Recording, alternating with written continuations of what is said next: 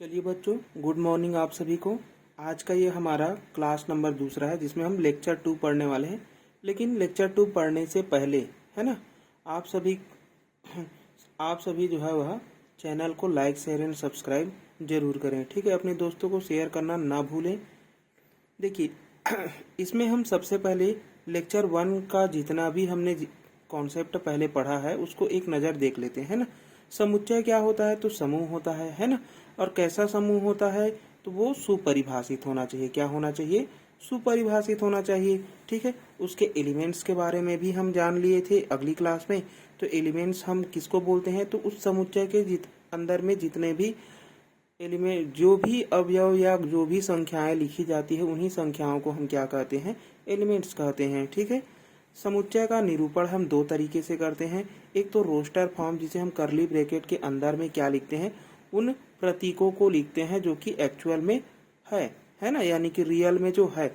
और एक होता है हमारा समुच्चय निर्माण विधि, जिसे हम सेट बिल्डर फॉर्म कहते हैं।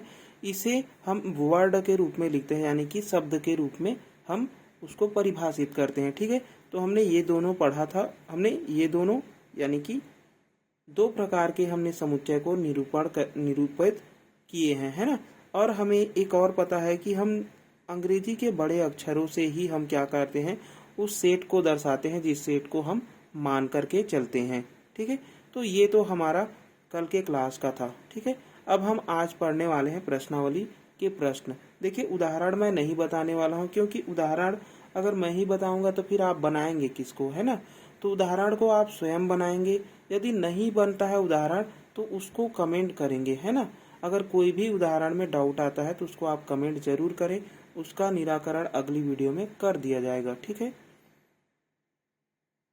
या फिर उसके लिए अलग से एक डाउट क्लास वाले अलग से फोल्डर बना दिए जाएंगे। ठीक है, तो चलिए देखते हैं हम लोग आज प्रश्नावली 1 को। ठीक है,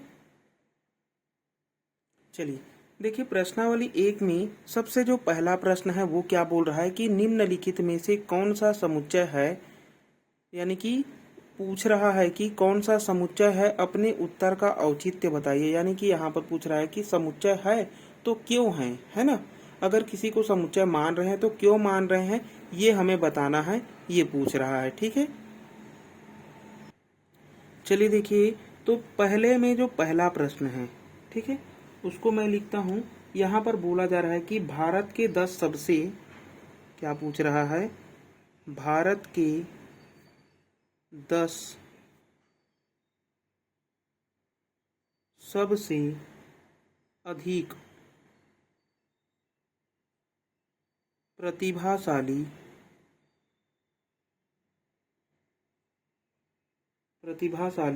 लेखकों का नाम। ठीक है, लेखकों का नाम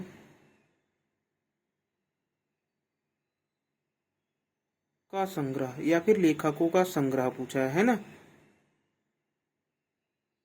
तो देखिए इस प्रश्न को और समझिए कि यहाँ पर ये प्रश्न पूछा जा रहा है कि भारत के 10 सबसे अधिक प्रतिभाशाली लेखक। क्या पूछा है?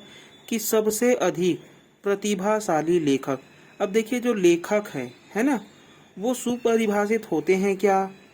तो देखिए यहाँ पर हम एक से लिख रहे हैं, और लेखकों का अगर हम सुपरिभाषित समुच्चय बनाएंगे तो किस लेखक को हम सबसे अधिक प्रतिभाशाली कहेंगे? सुमित्रा नंदन पंत को कहेंगे क्या? नहीं कहेंगे, है ना। अगर मैं सुमित्रा नंदन पंत को कह रहा हूँ तो शायद आप लोग किसी और को सोच रहे होंगे, है ना। ठीक है, तो यहाँ पर यहाँ पर जो सबसे अधिक लेखकों का जो संग्रह है ना, क्या है? लेखकों का संग्रह, लेखकों का संग्रह, ये क्या है? समुच्चय नहीं है। समुच्चय नहीं है। क्यों नहीं है? तो लिखो यहाँ पर, क्योंकि सबसे अधिक प्रतिभाशाली लेखकों का जो संग्रह है ना, वो सुपरिभाषित नहीं। क्योंकि सबसे अधिक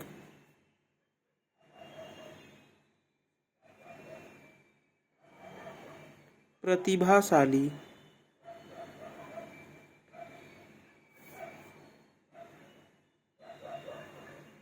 लेखकों का संग्रह सुपरिभाषित नहीं है, सुपरिभाषित नहीं है ना। देखिए क्या कहीं पर, देखो यहाँ पर जो लेखक है ना, तो यहाँ पर कहीं पर भी बुक में ऐसा नहीं दिया रहता है कि कोई लेखक जो है वह सबसे पहले स्थान पर हो, कोई दूसरे स्थान पर हो, है ना। तो इनके स्थान जो है वह कहीं पर भी फिक्स नहीं है। आप कोई सुमित्रानंदन पंत को ले सकता है ना, तो कोई जो है वह किसी और को ले सकता है, सतीश जैन को ले सकता है ना। तो किसी को भी आप ले सकते हैं, ऐसा जरूरी नहीं है कि यही एक प्रतिभाशाली होंगे। तो यहाँ पर जो प्रतिभाशाली लेखकों के संग्रह है वो क्या हो गए, सुपरिभाषित नहीं है, जिसके वजह से यह एक समुच्चय नहीं है। ठीक है, तो समुच्चय नहीं है, हम इसका सेट नहीं बना सकते। ठीक है, हम इसका सेट क्या नहीं बना सकते, नहीं बना सकते। तो ऐसा हम नहीं बना सकते, इसको काट देना और लिख देना यहाँ पर समुच्चय नहीं है, क्योंकि सबसे अधिक प्रतिभाशाली लेखकों का संग्रह है वो सुपरिभाषित नहीं है। ठीक है, इसलिए यह समुच्चय नहीं है, इसलिए यह समुच्चय नहीं है। ठीक है, चलिए अब देखते हैं दूसरे प्रश्न को।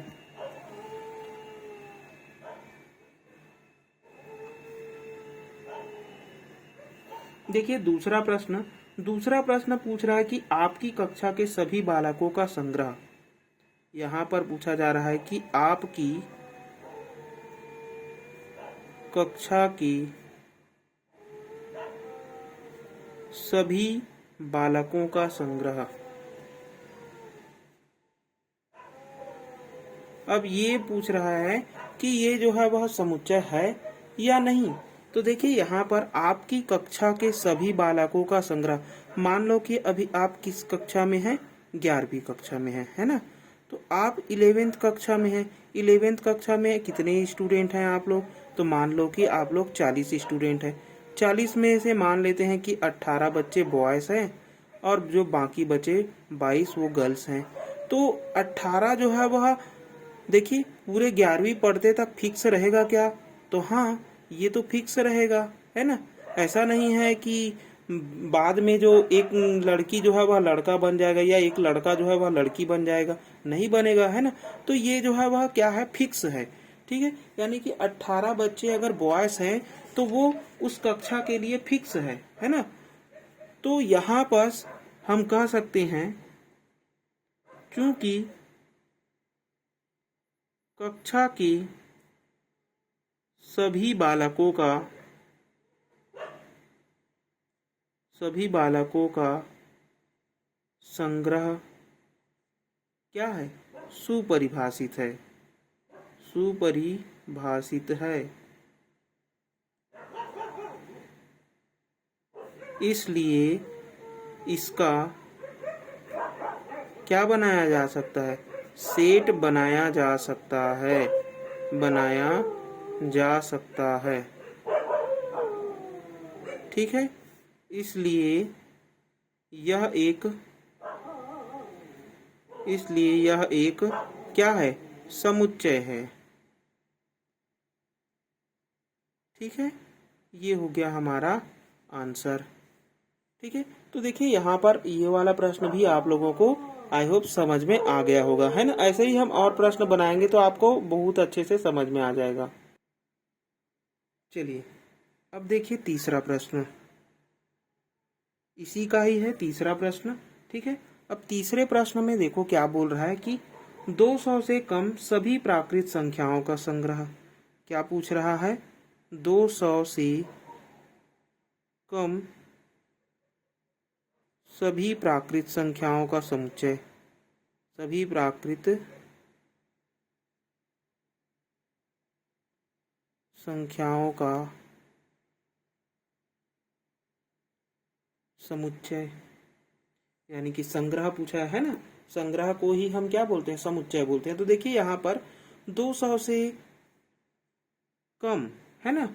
सभी प्राकृत संख्या, अब देखिए सभी जो प्राकृत संख्या है ना, जो प्राकृत संख्या है वो क्या होते हैं, फिक्स होते हैं, यानी कि ये वेल डिफाइंड है।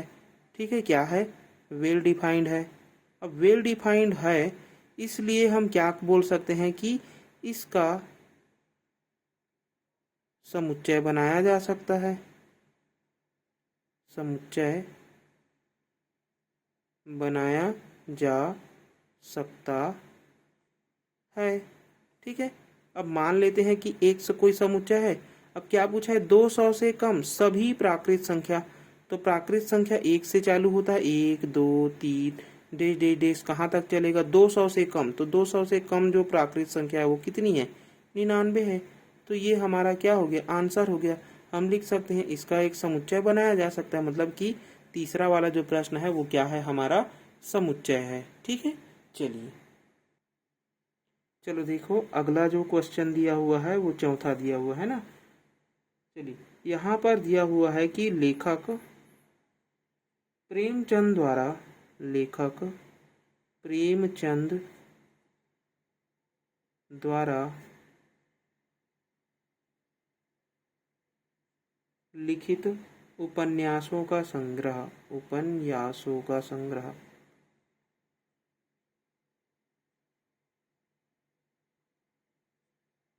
अब देखिए जो प्रेमचंद, मान के चलो कि प्रेमचंद ने, है ना, 10 उपन्यास लिखे हैं, है ना।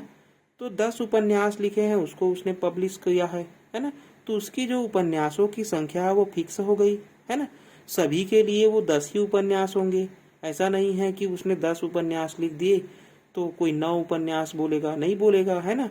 तो प्रेमचंद द्वारा या किसी भी व्यक्ति द्वारा, है ना, अगर कोई महान व्यक्ति है जो लेखक है, कवि है या फिर कोई भी है ना, तो उनके द्वारा यदि कोई भी पुस्तक लिखा गया है वो फिक्स होता है। ठीक है, अगर कोई बुक लिखा गया है, कविता लिखा गया है ना, तो वो फिक्स है। ठीक है, तो फिक्स है मतलब कि वो क्या है, सुपरिभाषित है। अगर सुपरिभाषित है तभी तो हम उनके उपन्यासों को, उनके कविताओं को, उनके लेखकों को, है ना, इन सभी को हम क्या करते हैं, पढ़ते हैं। ठीक है, तो मतलब कि यह भी एक क्या हो जाएगा, हमारा समुच्चय हो जाएगा। देखिए यह एक क्या है, समुच्चय है। यहाँ पर कारण लिख सकते हैं, कारण क्या है, तो कारण है ना, प्रेमचंद द्वारा जो लिखित उपन्यास है, प्रेमचंद द्वारा लिखित उपन्यास या उपन्यासों की संख्या, संग्रह, है ना, संख्या संग्रह क्या है, सुपरिभाषित है।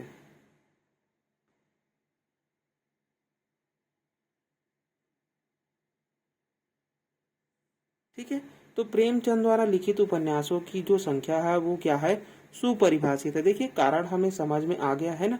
देखिए मैं यहाँ पर क्या बोलना चाहता हूँ कि जैसे कि मान लो कि प्रेमचंद ने 20 उपन्यास लिखे, ठीक है, अपने जीवन में उसने 20 उपन्यास लिखे, लेकिन उसने भारत के लिए या फिर किसी भी के लिए उसने पब्लिश कितने को किया है, मान के चलो कि 10 को।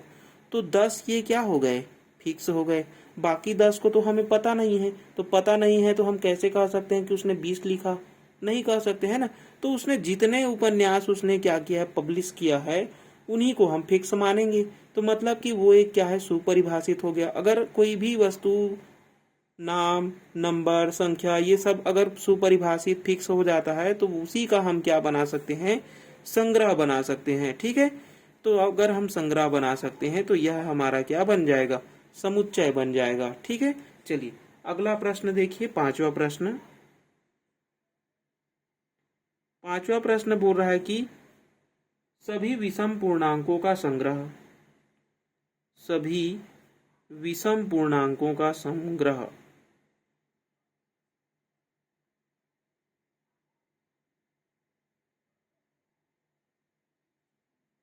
संग्रह। ठीक है, तो देखिए सभी विषम पूर्णांक, अब सबसे पहले ये देखिए कि विषम पूर्णांक, है ना, और विषम पूर्णांक जो होते हैं वो सुपरिभाषित होते हैं, है ना। पूर्णांक हो गया, संख्या हो गया, नंबर्स, चाहे जितने भी नंबर्स हैं, है ना। अब देखिए पूर्णांक जो इंटीजर होता है वो दो प्रकार के होता है, एक तो पॉजिटिव इंटीजर होता है, एक निगेटिव इंटीजर होता है ना। अब यहाँ पर पूछा है विषम पूर्णांक, तो विषम पूर्णांक कहाँ से कहाँ तक चलेगा, तो माइनस इन्फिनिटी से लेकर के, है ना, -3, -2, -1, ये हो जाएगा हमारा विषम पूर्णांक। इसी प्रकार जो सम पूर्णांक है वो क्या मिलेगा, 1, 2, 3 से लेकर के डैश डैश कहाँ तक मिलेगा, इन्फिनिटी तक। तो ये हमारा पूर्णांक है ना। और पूर्णांक जो है वह सभी के लिए तो मान्य है ना। ऐसा नहीं है कि मैं -1 को -1 कह रहा हूँ और कोई बच्चा जो है वह -1 को -3 कहेगा, नहीं कहेगा, है ना। तो ये क्या है, सुपरिभाषित है। तो यहाँ पर लिख सकते हैं यह समुच्चय है। ठीक है, हमें केवल यहाँ पर पहचानना है कारण क्या है। तो कारण यहाँ पर मैं लिख देता हूँ, कारण क्या है कि विषम पूर्णांक क्या होते हैं, सुपरिभाषित होते हैं। विषम पूर्णांक, है ना, क्या होता है, सुपरिभाषित होता है।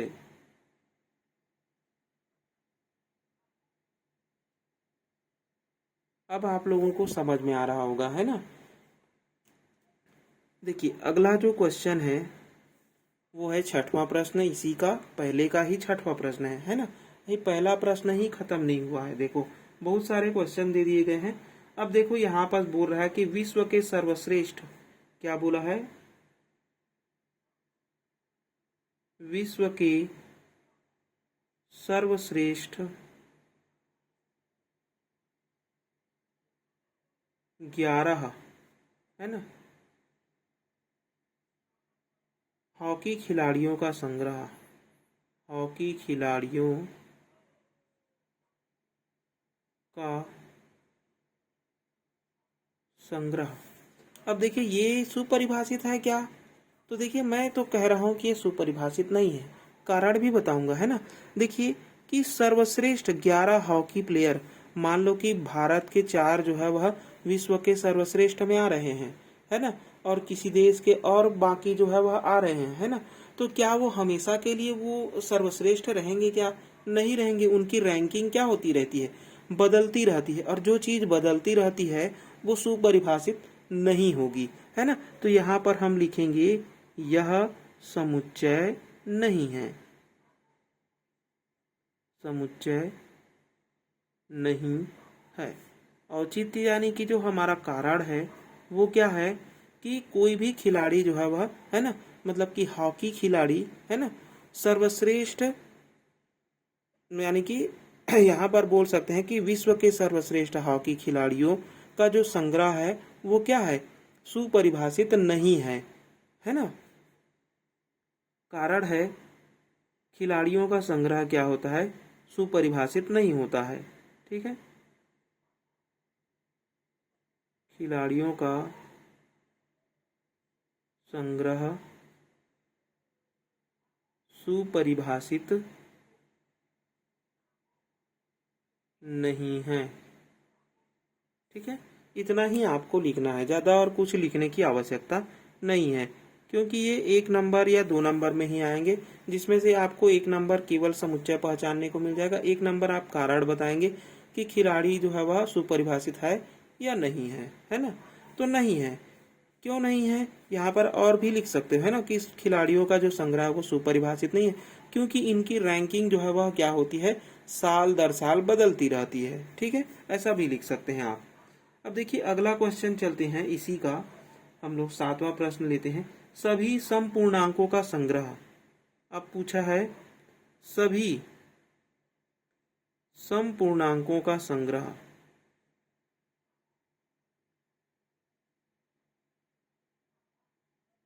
संग्रह।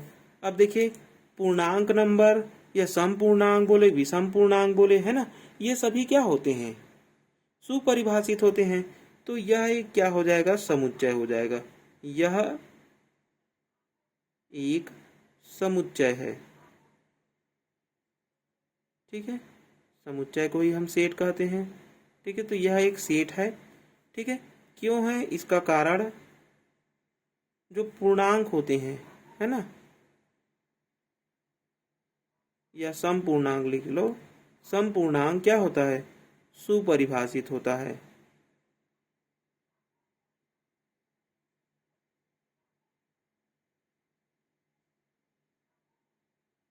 ठीक है। अब क्यों, देखिए सुपरिभाषित होता है, क्यों होता है ऐसा आप बोलेंगे क्या? नहीं बोलेंगे, नहीं तो आपको मूर्ख बोलेंगे, है ना। देखिए 2 4 6 सभी के लिए 2 4 6 ही है, वो सम ही है ना। तो सम हमेशा सभी के लिए सम ही रहेगा। ऐसा नहीं है कि दो जो है वह सम है और किसी के लिए वो विषम बन जाएगा, नहीं बनेगा, है ना। तो जो चीजें जो है वह क्या होंगी, सभी जगह मान्य होती है, उसी को हम क्या कहते हैं? उसी को हम वेल डिफाइंड कहते हैं, सुपरिभाषित कहते हैं। और उन्हीं नंबरों, संख्याओं या उन्हीं वस्तुओं का हम क्या बना सकते हैं? क्या बना सकते हैं? समुच्चय बना सकते हैं। ठीक है, चलिए अगला प्रश्न है 8वां प्रश्न इसी का। देखिए 8वां प्रश्न क्या बोल रहा है? 8वां प्रश्न है 100 से कम, 100 से कम सभी प्राकृत संख्याओं का संग्रह, सभी प्राकृत संख्याओं का संग्रह।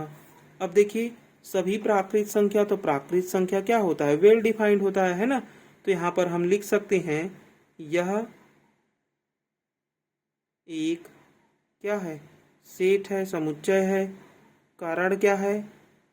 तो कारण जो प्राकृत संख्या होता है ना, जो नेचुरल नंबर है, प्राकृत संख्या है, प्राकृत संख्या n क्या होता है? सुपरिभाषित होता है।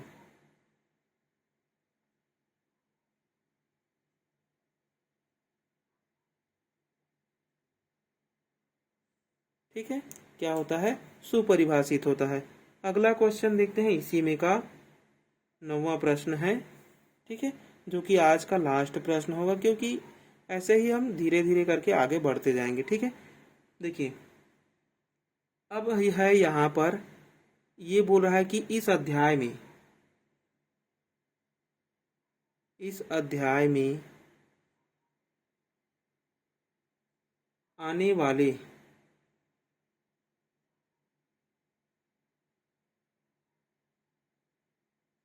सभी प्रश्नों का संग्रह,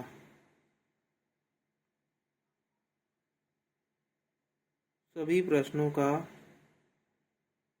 संग्रह। अब देखिए इस अध्याय में आने वाले सभी प्रश्नों का संग्रह।